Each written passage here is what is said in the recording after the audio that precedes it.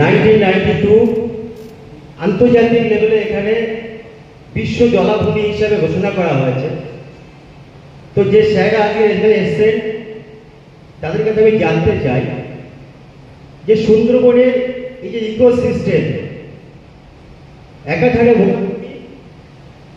জলাভূমি এবং অরণ্য নিয়ে বিভিন্ন সাইডে আমরা কাজ করি, বিভিন্ন কাজ করি।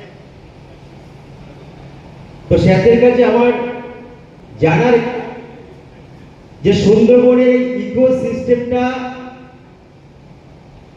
ভবিষ্যতে যাতে বজায় থাকে সেই নিয়ে কোনো গভর্নমেন্ট ভাবে কোনো প্রযুক্তি আমাদের আছে কিনা, বা কোনো আন্তর্জাতিক লেভেলের কোনো প্রযুক্তি আমাদের আছে কিনা, বা কোনো এনজিও বা বিশ্বমানের এই ধরনের কোনো সংস্থা কাজ করছে কিনা। যদি করে আমাদের একটু জানতে চাই।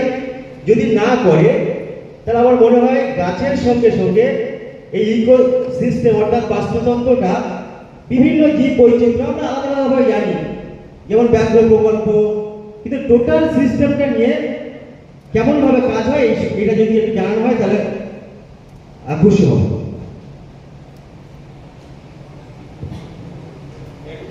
Indian science and technology innovation তরফ থেকে mangrove initiative for shoreline, madam যেটা বলছিলেন শর্টে মিষ্টি বলে একটা আমাদের মিনিস্ট্রি আছে আর কি, মিনিস্ট্রি আপনারা